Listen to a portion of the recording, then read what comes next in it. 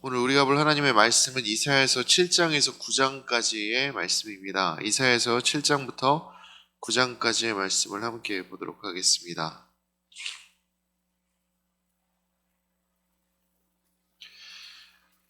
이사야서 7장 1절의 말씀을 보게 되면 이 7장의 기본적인 배경이 나오는 것을 볼 수가 있습니다. 우리 1절의 말씀을 함께 소리내서 읽어보도록 하겠습니다. 오시아의 손자요 요담의 아들인 유다의 아하스 왕 때에 아람의 르신 왕과 르말리아의 아들 이스라엘의 베가 왕이 올라와서 예루살렘을 쳤으나 능히 이기지 못하니라. 이 아하스 왕 때에 아람과 북이스라엘이 힘을 합쳐서 예루살렘을 침공을 합니다. 비록 이 두 나라가 멸망하기 직전에 놓여있는 굉장히 위태로운 상황이었지만 힘을 합쳐서 이 공격하는 일은 굉장히 두려운 일일 수밖에 없습니다. 2절의 하반절을 보면은 이 동맹을 보면서 유다의 왕과 백성들의 그 마음이 이 숲이 바람이 흔들림과 같이 흔들렸다라고 이야기하는 것을 볼 수가 있습니다. 이 두려운 상황 앞에서 하나님은 유다 백성에게 힘을 실어주고 또 위로하시는 말씀을 하십니다. 우리 4절과 7절의 말씀을 읽어보도록 하겠습니다. 4절의 말씀 먼저 읽겠습니다. 그에게 이르기를 너는 삼가며 조용하라. 르신과 아람과 르말리아의 아들이 이들은 연기나는 두 부직갱이 그루터기에 불과하니 두려워하지 말며 낙심하지 말라. 7절의 말씀도 함께 읽어보도록 하겠습니다. 주 여호와의 말씀이 그 일은 서지 못하며 이루어지지 못하리라.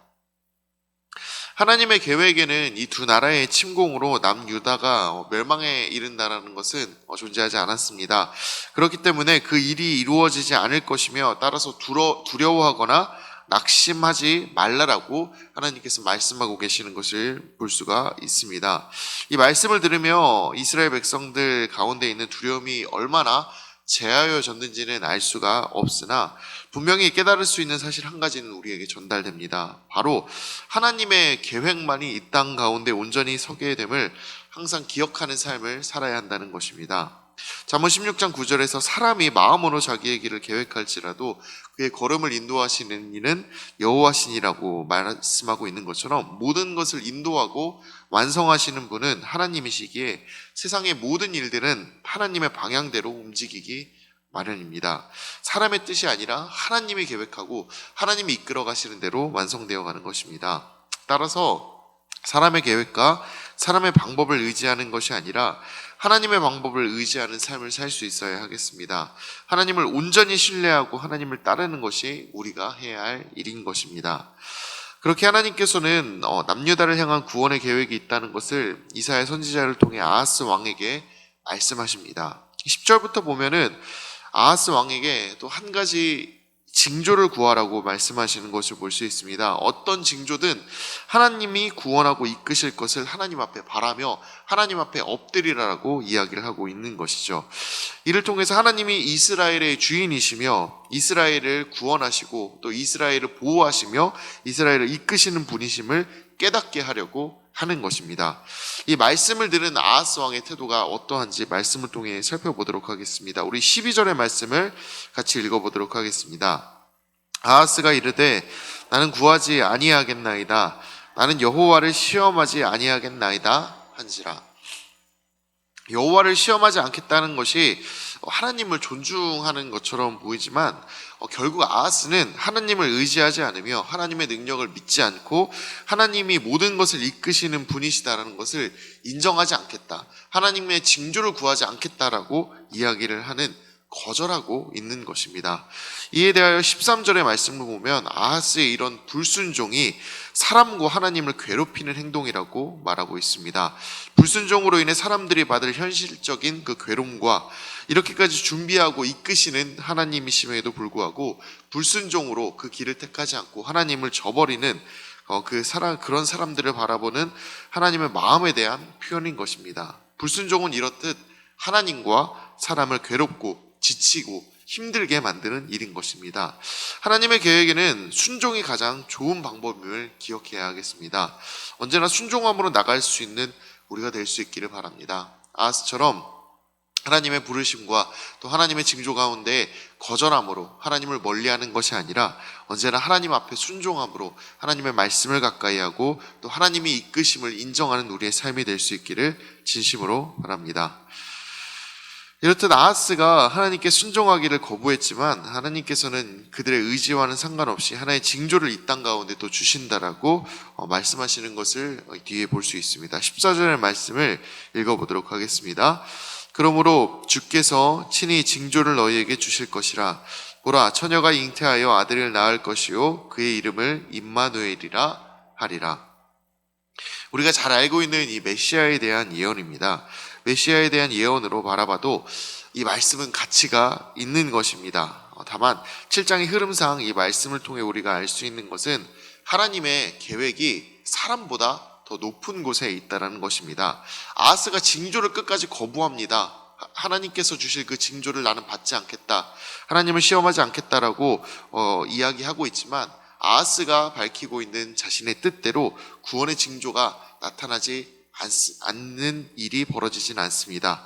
구원의 징조가 없지 않고 하나님께서는 아하스의 의견과는 상관없이 구원의 징조인 아이가 태어날 것이다라고 말씀하고 계십니다. 바로 그것이 하나님의 계획이었기 때문입니다. 따라서 언제나 하나님의 계획이 앞서 있음을 알아야 하겠습니다. 그리고 하나님의 계획대로 나아갈 수 있어야 하겠습니다. 이 말씀을 통해서 그리고 이 7장의 내용을 통해서 하나님의 그 강권적인 역사가 우리의 삶보다 더 높은 곳에 있음을, 그리고 하나님의 계획이 우리의 그 계획들보다 더 높은 곳에 있음을 깨닫고 하나님께서 우리의 삶을 이끄시는 것을 항상 바라고 나가는 우리가 되기를 진심으로 바랍니다. 8장으로 넘어가도록 하겠습니다. 8장에는 하나님이 이스라엘을 구원하시겠다는 약속을 주시는 장면이 나옵니다. 우리 1절의 말씀을 읽어보도록 하겠습니다. 여호와께서 내게 이르시되 너는 큰 서판을 가지고 그 위에 통역 문자로 마헬살랄 하스바스라 쓰라. 이 마헬살랄 하스바스는 급히 빼앗으라는 단어입니다. 이 단어가 이사야의 둘째 아들의 이름이 됩니다. 그리고 이 단어의 풀이는 아수르라는 나라를 통해 아람과 북이스라엘이 나라를 빼앗기고 그로 인해 남유다가 구원을 받는다라는 하나님의 구원의 계획을 드러내는 것입니다. 남유다의 입장에서 본다면 이는 구원의 계획입니다. 그러나 반대로 본다면 북이스라엘의 입장에서는 이는 망국에 이르게 된다는 슬픈 소식일 수밖에 없습니다. 실제로 이 아수르라는 나라에 의해서 북이스라엘이 망국에 이르는 상황에 오자 북이스라엘 사람들은 어떤 모습을 보이고 있는지 우리 말씀을 통해 한번 읽어보도록 하겠습니다. 우리 19절의 말씀을 함께 읽어보도록 하겠습니다. 어떤 사람이 너희에게 말하기를 주절거리며 속살거리는 신접한 자와 마술사에게 물으라 하거든 백성이 자기 하나님께 구할 것이 아니냐, 산 자를 위하여 죽은 자에게 구하겠느냐 하라. 북이스라엘 사람들의 말이라고 19절은 알려져 있습니다. 이 북이스라엘 사람들이 위기 가운데 영적으로 무너지는 그 사람들의 그 모습을 여실히 드러내고 있는 것이죠. 어떤 사람들이 자신의 나라가 망국에 이르게 되자 신접한 자나 마술사에게 물으라라고 합니다. 점을 치거나 무당을 찾아 귀신에게 물으면서 자신의 앞날을 점치라 이렇게 이야기를 하는 것이죠. 위기 속에서 하나님을 찾는 것이 아니라 죽은 자를 의지하고 그리고 죽은 자를 불러일으키는 그 사술에 의지하는 그런 모습을 보여준다는 것입니다. 이사야를 통해서 이미 예언된 말씀이 성취되고 있음에도 하나님을 찾기보다는 끝까지 사술에 의지하는 태도를 보이는 것이 이 북이스라엘 사람들의 태도인 것입니다. 하나님을 의지하지 않는 삶의 최후가 이러지 않을까라고 생각을 해봅니다. 하나님을 찾을 만한 깨달음들이 계속해서 주어지고 있음에도 불구하고 하나님을 찾으려는 의지조차 이 사람들의 마음 가운데에는 나타나지 않습니다. 하나님에게서 멀어진 삶이 바로 이런 삶입니다. 이사야 6장에서 하나님께서는 도무지 깨닫지 않는 백성들을 향해 이제는 이 백성들의 마음이 둔하여지기를 바란다라고 말씀을 하십니다. 그래서 귀가 막히고 눈을 감기게 해서 깨닫고 돌아오지 않기를 원하겠다라고 하셨던 그 말씀이 떠오릅니다. 그렇게 실제로 하나님의 그 원함과 그리고 그 바람대로 이 사람들의 그 마음과 그리고 이 사람들의 눈과 귀가 막혀 하나님이 보여주시는 그 징조 가운데에서도 하나님을 더 이상 찾지 않고 이 사술과 그리고 신접한 자들을 찾는 이런 모습들을 보면서 하나님께서 말씀하셨던 그 모습들이 이루어지고 있는 것이 아닌가 이렇게 생각해 볼 수 있겠습니다. 하나님을 인정하지 않는 사람들의 이 눈과 귀가 막히면 절대로 하나님을 제대로 바라볼 수가 없습니다. 그렇게 언제나 사람의 방법이 아니라 하나님을 의지하며 하나님 안에서 바른 것들을 깨달을 수 있는 지혜와 더불어 바른 것들을 보고 들을 수 있는 눈과 귀를 달라고 우리는 계속해서 기도할 수 있어야 하겠습니다. 또한 하나님을 의지하는 삶을 언제나 살아갈 수 있어야 하겠습니다. 하나님이 우리의 삶을 인도하시는 분이시라는 것을, 그리고 하나님이 우리의 삶을 계획하시는 분이시라는 것을 깨닫고 하나님 앞에 나아가 하나님 앞에 엎드릴 수 있는 우리가 되기를 진심으로 바랍니다. 9장으로 넘어가 보도록 하겠습니다. 9장에도 메시아에 대한 예언이 나오는 것을 볼 수가 있습니다. 예수 그리스도에 대한 예언이 6절부터 7절에 나오고 있는데 우리 6절부터 7절의 말씀을 같이 읽어보도록 하겠습니다. 이는 한 아기가 우리에게 낳고 한 아들을 우리에게 주신 바 되었는데 그의 어깨에는 정사를 메었고 그의 이름은 기묘자라 모사라 전능하신 하나님이라